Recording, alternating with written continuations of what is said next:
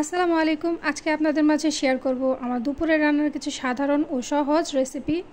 তো প্রথমে একটি চুলায় আমি ভাতটা বসিয়ে দিয়েছি। আর আমি ভাত বসালে সবসময় গরম পানি দিয়ে ভাত বসাই, এতে ভাতটা খুব তাড়াতাড়ি হয়। তারপর একটি কড়াইয়ে দিয়ে দিচ্ছি পরিমাণ মতো তেল, পেঁয়াজ কুচি এবং কাঁচামরিচ কুচি।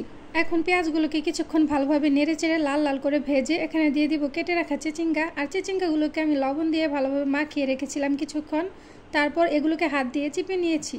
এখন এখানে দিয়ে দেবো কিছুটা পরিমাণের লবণ। যেহেতু এটা আগে থেকে লবণ দিয়ে চিপে নেওয়া, তাই এখানে লবণের পরিমাণটা একটু কম দিতে হবে। চিচিঙ্গাগুলোকে কিছুক্ষণ ভালোভাবে নেড়ে চেড়ে ঢাকনা দিয়ে ঢেকে রান্না করব যতক্ষণ না 50%-এর মতো সেদ্ধ হয়ে যায়। তো অপর চুলায় কিন্তু আমার ভাতের বলক চলে এসেছে, ভাতটা কিন্তু প্রায় হয়ে এসেছে। এখন এখানে চিচিঙ্গাগুলো আমার প্রায় সেদ্ধ হয়ে এসেছে। এখানে এখন কিছুক্ষণ নেড়ে চেড়ে দিয়ে দেবো একটা ডিম। আমি সবসময় চিচিঙ্গা ভাজিতে ডিমটা দেওয়ার চেষ্টা করি, কারণ ডিম দিলে চিচিঙ্গা ভাজির স্বাদটা আরও দ্বিগুণ বেড়ে যায়, তাই না? তো এখন সামান্য একটু তেল দিয়ে তাতে দিয়ে দিচ্ছি একটা ডিম। আর আমি লবণটা দিব না, কারণ আমি ভাজিটা চেখে দেখেছি ভাজিটার মধ্যে লবণ একটু বেশি আছে। তো এখানে ডিমটা দেওয়াতে লবণের পরিমাণটা ঠিক হয়ে যাবে।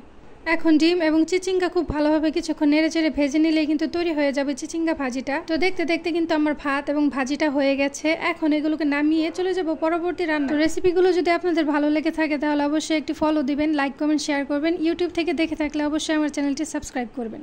তো এই যে চলে আসলাম পরবর্তী রান্নায়। এখানে একটি কড়াইয়ে নিয়ে নিয়েছি পরিমাণ মতো তেল, তাতে দিয়ে দিচ্ছি কুচি কুচি করা পেঁয়াজ। এখন এগুলোকে খুব ভালোভাবে কিছুক্ষণ ভেজে নেব।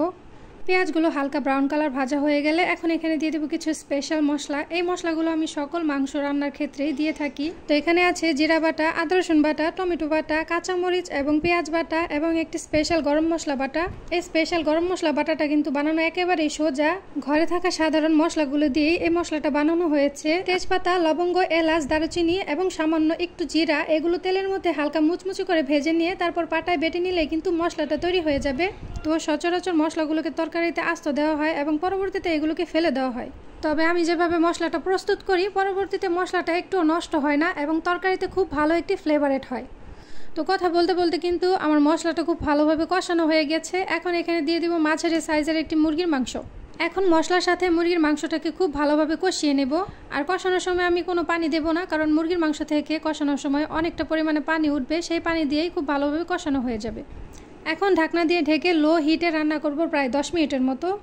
তো বেশ অনেকটা সময় ধরে মাংসটা কষানোর পর যখন এটা খুব ভালোভাবে কষানো হয়ে যাবে, তখন এখানে দিয়ে দেব ফুটন্ত গরম পানি এবং আস্ত কাঁচামরিচ। এখন ঢাকনা দিয়ে ঢেকে হাই হিটে রান্না করব প্রায় 10 মিনিটের মতো, যতক্ষণ না মাংসগুলো পুরোপুরি সেদ্ধ হয়ে ঝোলটা একটু টেনে আসে। এখন মাংসগুলো খুব ভালোভাবে সেদ্ধ হয়ে গেছে এবং ঝোলটাও একটু কমে এসেছে। এখন এখানে দিয়ে দেব কিছুটা গরম মশলার গুঁড়া।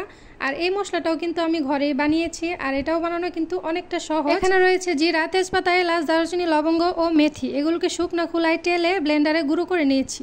আলহামদুলিল্লাহ, আজকের লাঞ্চ মেনু তৈরি। পরবর্তীতে চলে আসবো আরও একটি লাঞ্চ মেনু রেসিপির আইডিয়া নিয়ে। সেই পর্যন্ত সবাই সুস্থ থাকবেন। আল্লাহ হাফেজ।